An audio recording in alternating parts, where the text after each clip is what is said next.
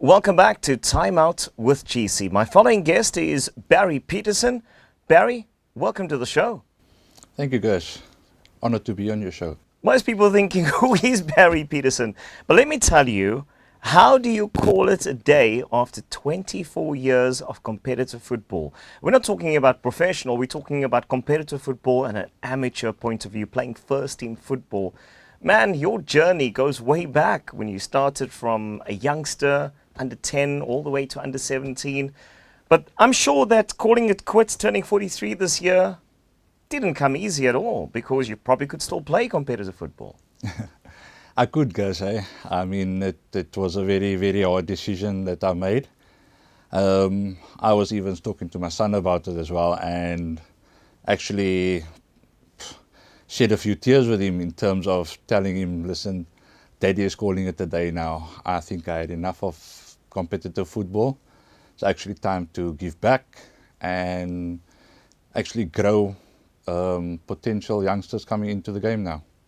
It's easier said than done, because for most who know me, I'm extremely competitive myself too. I mean, I still believe in my head I can still play competitive football.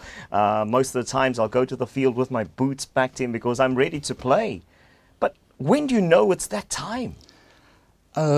Guys, I think for this past 2 years at the current club where I'm playing at, I had the under 18 goalkeepers.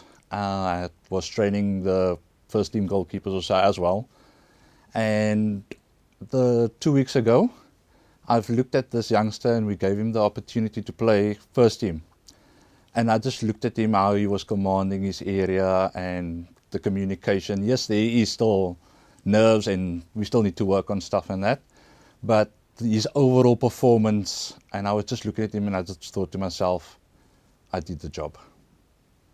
I think it's time to pack up now. But if I had to give you an option tomorrow, we can play competitive football. And I say, hey, I need you to play tomorrow. I would say no. You would say no? I would say no. No, I've made up my mind. I've spoken to some friends also as well. We have this group called For the Love of Football.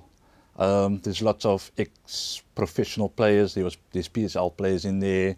There's amateur coaches in there from various clubs within Cape Town Tygerberg Local Football Association. From the north, south, central, we even have a coach that resides in Atlanta that was coaching there, and he's still part of our group. And it was all about how we're going to do good in our communities, how we will give back to our communities.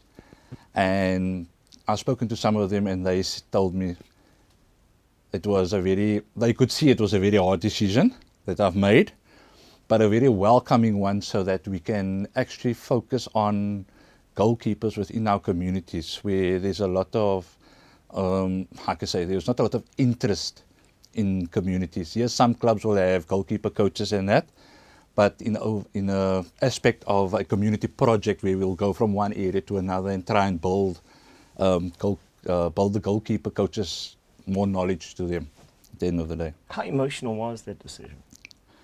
It was very emotional. I had a call from a friend also as well during my lunchtime, and we were chatting, and I actually broke down in tears over the phone. And his words was also as well to me was that you're making me cry. It was very hard. I mean, the thoughts of that, we played that Sunday when I made my decision. That Sunday night, I mean, we were just sitting. Monday morning, I just thought to myself, you know what, Barry? It's done. Go forth.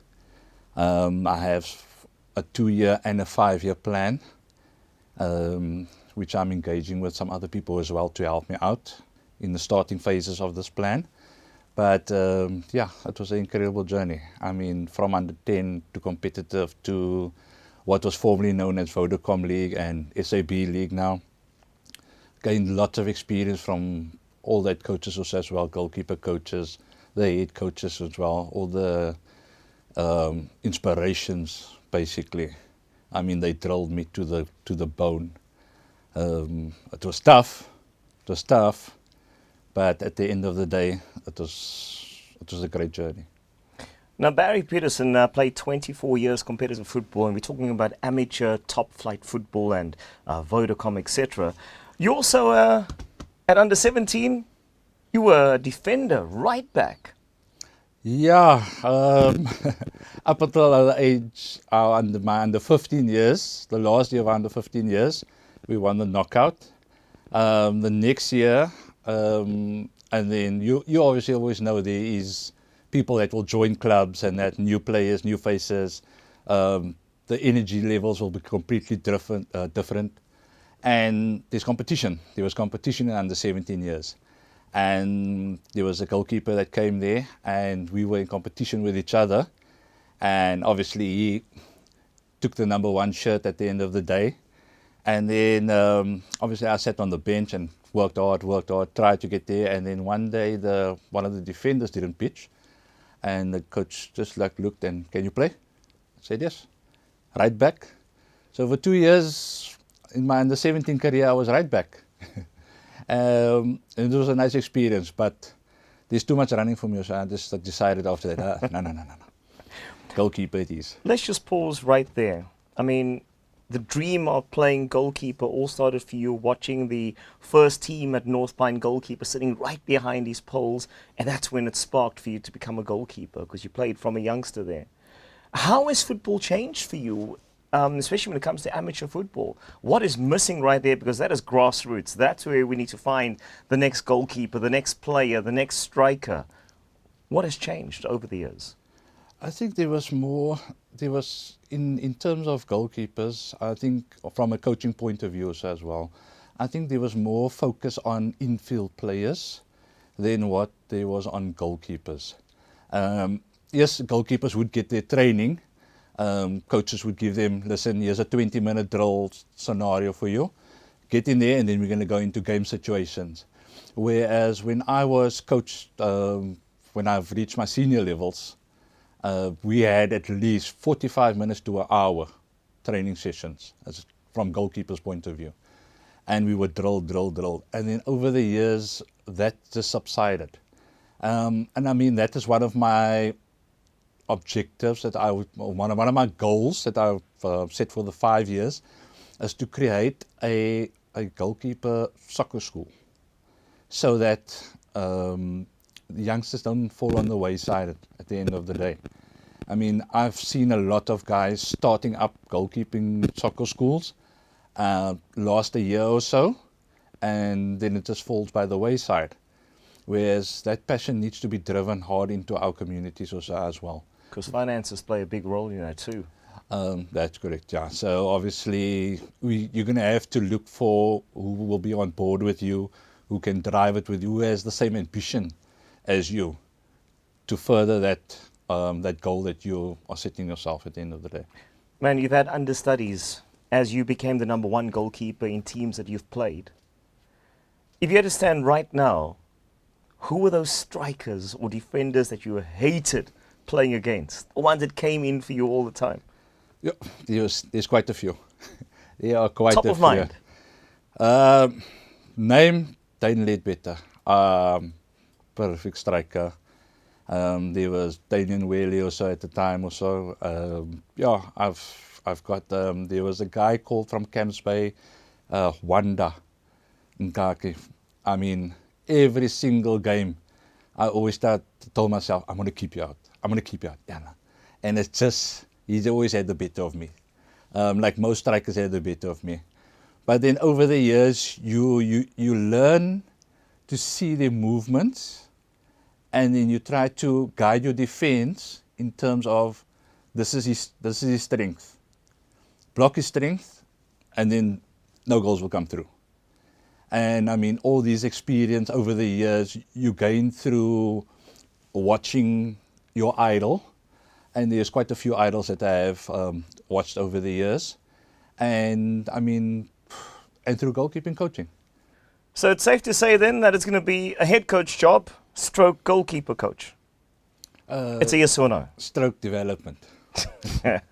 So it's not a yes or no? It's not a yes or no at this moment in time. Listen, as we finish our conversation, just quickly, any regrets that you have over the last 24 years that you think maybe I could have done this as a goalkeeper, playing for such a long time?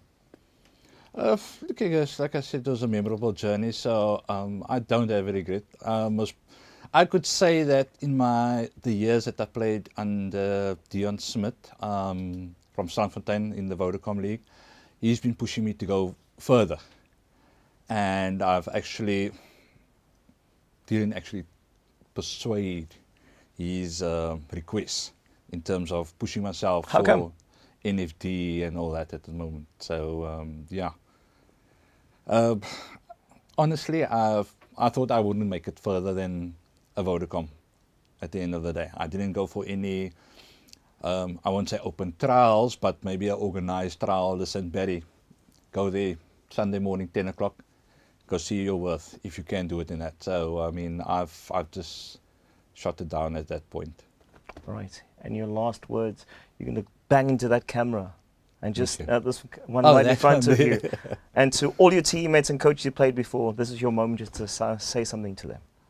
Yeah, I'd just like to thank Basil Petersen, the late Neville Lant, Russell Woodman, Deon Smith from Strandfontein, the late Mervyn Nantes, Donovan Smith, Arashad Daniels, the late Trevor Daniels, Preston Youngblood, the late Jeff Isaacs, Andrew. I'm not going to try and pronounce your name, Coach Andrew, but from Belleville City days. Thank you very much. To Grant Scholes also as well. And to Graham Purdy, the Sir Alex Ferguson of Cape Town Tigerberg. And then obviously to all my defenders that I've marshalled in all the years. I never meant to shout at you or swear at you, but it was all for a good purpose at the end of the day. And to those strikers, I think it's much relief that you heard Barry is retiring. All right, man. Thanks so much for joining us on the show, and all the best for your coaching career. And as we heard, development, stroke head coach, stroke goalkeeper coach at North Pine. Thanks so much for joining us on the show. Thanks, Gershon. Appreciate it. And that's it for this week's show of Time Out with GC. Repeat Saturday mornings at 11 a.m. As always, take care of yourself and take care of your family. Until next time, goodbye.